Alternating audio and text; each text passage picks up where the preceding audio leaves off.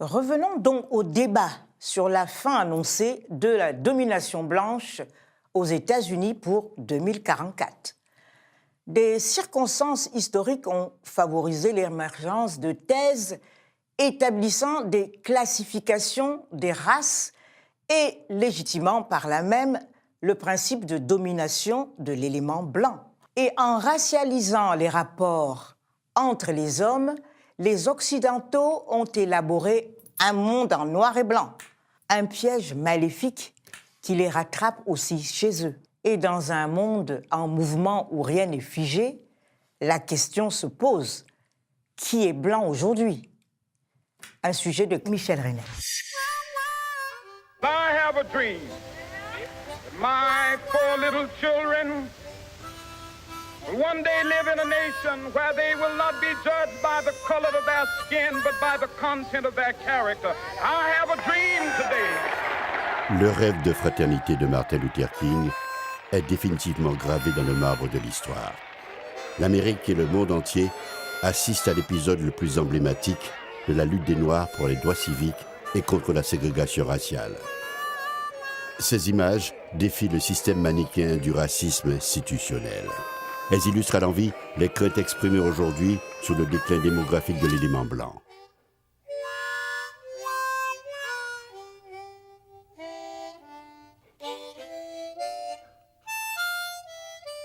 Funeste Amérique.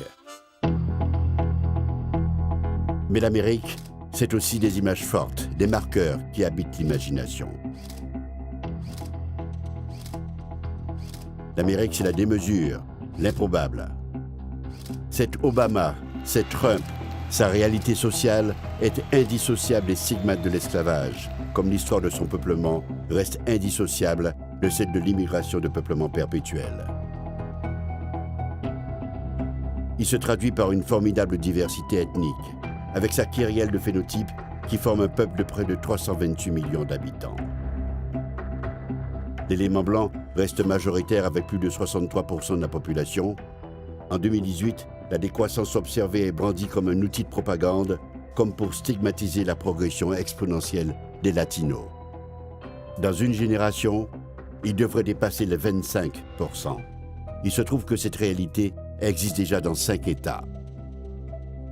Je vous prends l'exemple de la Californie. Les Blancs sont déjà non-hispaniques minoritaires. Et la Californie n'est pas à feu et à sang, parce qu'évidemment, avec ce changement démographique, les éditorialistes ultra-conservateurs disent on a la drogue, on a le crime. Et puis, c'est pas que les éditorialistes, c'était aussi un thème de la campagne de Donald Trump, on s'en souvient. C'était le Make America White Again, faire en sorte de lutter contre cette invasion. C'est l'équivalent américain du grand remplacement. Mais le supposé « Make America Right Again » de Donald Trump est vain. Si la population métisse du pays atteint à peine 10%, ce taux est appelé à enfler, tant l'évolution du pays est consubstantielle de sa diversité en dépit du préjugé de couleur qui domine encore.